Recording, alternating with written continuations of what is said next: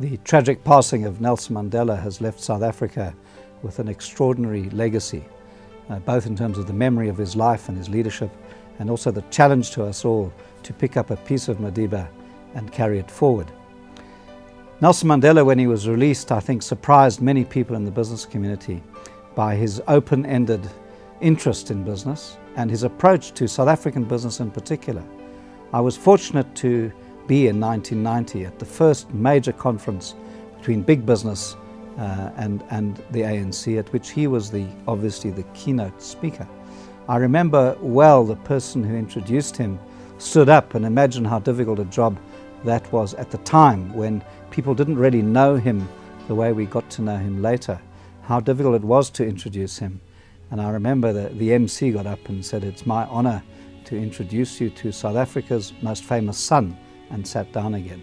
And there was just silence in the room as people reflected and I think realized that actually that was a truthful statement, which at the time was quite remarkable. He then gave a speech that was quite philosophical, but it was extraordinary in its open-endedness and its question about the role of business and the building of the economy.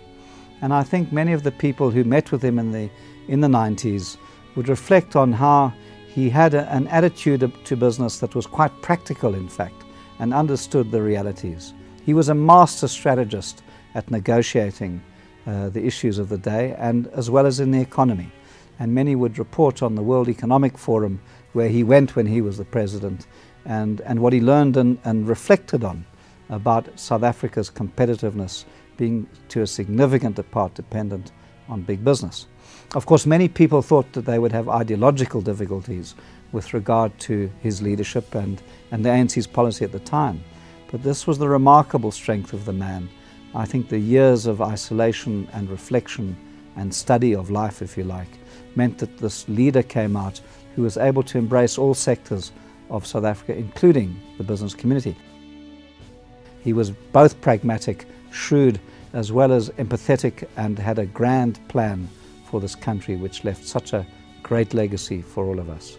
So after the years of isolation, the economy was able to engage with the global dynamics and go forward under his leadership.